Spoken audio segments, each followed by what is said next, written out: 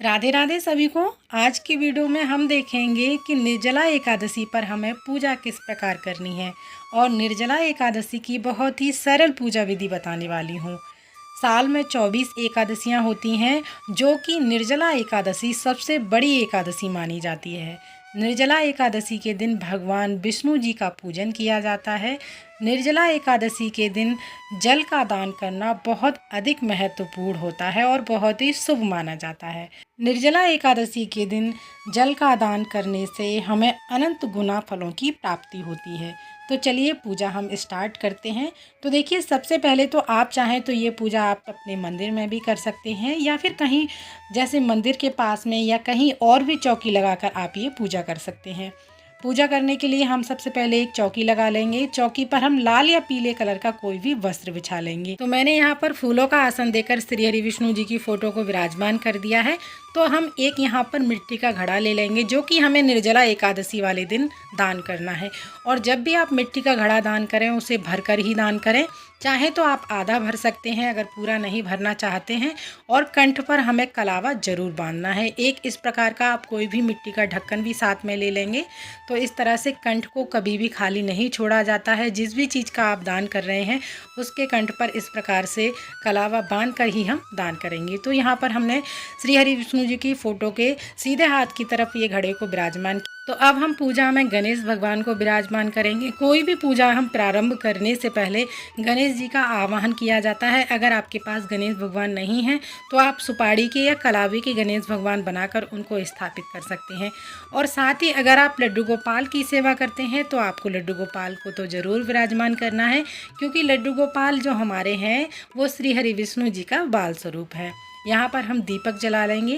कोई भी पूजा प्रारंभ करने से पहले, जैसा कि आप सभी को पता है, दीपक जलाया जाता है, यानी अग्निदेव का आवाहन किया जाता है। तो अब हम यहाँ पर सभी को फूल समर्पित करेंगे। तो मैंने यहाँ पर एक लोटा जल ले लिया है और जल में भी हमें कुछ फूल समर्पित करने हैं। उसके बाद में श्री हरि विष्णु जी को, गणेश भगवान को, लड्डू गोपाल को, सभी को हम यहाँ पर फूल समर्पित कर देंगे। आपके पास जो भी फूल हैं, मौसम के अनुसार जो भी फूल आपको मिल जाते हैं, वो हमें समर्पित करने हैं। अगर फूल आपको नहीं मिलते हैं, तो आप ये पूजा बगैर फूलों के भी कर सकते हैं। इसके बाद में हम सभी को यहाँ पर कलावा समर्पित करेंगे। अगर आपके पास जनेऊ है, तो गणेश भगवान को आप अलग से जनेऊ समर्पित कर सकते हैं।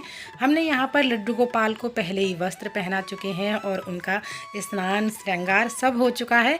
हम यहाँ पर श्री हरि विष्णु जी को कलावा समर्पित करेंगे। कलावा जो समर्पित किया जाता है, वो वस्त्र स्वरूप ही, यानी वस्त्र के रूप में किया जाता है। तो यहाँ पर हमने सभी को कलावा समर्पित कर दिया है और घड़े पर हमने पहले ही कंठ पर कलावा बांध चुके हैं। तो अब हम सभी को चंदन तिलक करेंगे, क्योंकि एकादशी के दिन चंदन का विशेष महत्व होता है। तो आप चाहें तो जो लकड़ी वाला घिसकर चंदन लगाना चाहें तो वो लगा सकते हैं।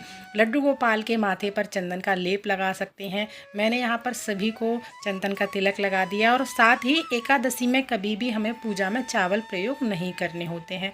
तो आप चावलों की जगह पर यहाँ पर तिल प्रयोग कर सकते हैं। सभी को हम यहाँ पर चंदन का जो तिलक लगाया है, उस पर हम तिल समर्पित करेंगे।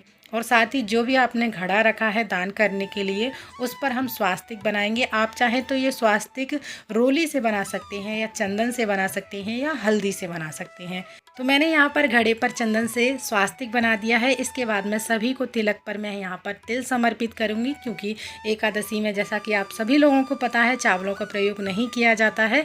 और एकादशी को व्रतों का राजा कहा जाता है। तो देखिए, साल में 24 एकादशियाँ होती हैं और जब अधिक मास होता है तो इनकी संख्या बढ़कर 26 हो जाती है।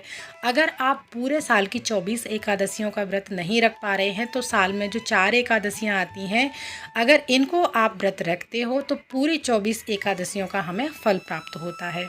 तो निर्जला एकादशी जैसे बहुत सारे लोग हैं, बहुत प्रॉब्लम होती है, नहीं रख पाते हैं, तो आप ये पूजा करके और ये जल जो भरा हुआ है हमने घड़े में, इसको दान करके आप उसके बाद में जल ग्रहण कर सकते हैं। जैसे आपने सुबह मॉर्निंग में आपको जल्दी से उठना है, स्नान करना है और उसके बाद में पूजा अर्चना करनी है। पंडित या फिर किसी भी ज़रूरतमंद को या अपने किसी मान को आप ये जल से भरा हुआ घड़ा दान कर सकते हैं और उसके बाद में जल ग्रहण कर सकते हैं। जल का यानी निर्जला एकादशी का जो व्रत है वो 2 प्रकार से रखा जाता है। एक तो पूजा करने के बाद, आप दान करने के बाद में जल ग्रहण कर सकते हैं, और एक जो होता है पूरे दिन आपको निर्जला व्रत रखना होता है। तो जैसी आपकी सामर्थ्य है, आपका स्वास्थ्य है, आप उसके हिसाब से इस व्रत को रख सकते हैं। तो देखिए मैंने यहाँ पर सभी को फूल समर्पित कर दिए हैं, चंदन तिलक लगा दिया है, और उसके साथ ही हम भोग समर्पित करेंगे। तो मैंने यहाँ पर भोग में फल ले लिए हैं और चीनी ले ली है, क्योंकि चीनी हमने लिए है जल को ठंडा करती है, और चीनी की जो तासीर होती है वो ठंडी होती है। और हमने यहाँ पर गणेश भगवान को अलग से भोग समर्पित किया है चीनी का, और श्री हरि विष्णु भगवान को अलग से भोग समर्पित किया है, क्योंकि विष्णु भगवान बगैर तुलसी दल के भोग स्वीकार नहीं करते हैं। और साथ ही हमने यहाँ पर फल में केले समर्पित किए हैं, जो भी आपको ऋतु अनुसार फल मिल जाते हैं। और उसके बाद में हम यहाँ पर बीजना, जिसे बोला जाता है हाथ पंखा, आप वो दान कर सकते हैं। और साथ ही पूजा में हमें दक्षिणा जरूर समर्पित करनी होती है, क्योंकि दक्षिणा हमारी पूजा में रही कमियों को पूरा करती है। तो अपने हाथ में हम फूल ले लेंगे, इसके बाद में हम कथा श्रवण करेंगे। तो देखिए, अगर आपके पास पुस्तक है तो आप पुस्तक से कथा सुन सकते हैं, पढ़ सकते हैं, और अगर नहीं है तो आप फ़ोन में कथा सुन सकते हैं।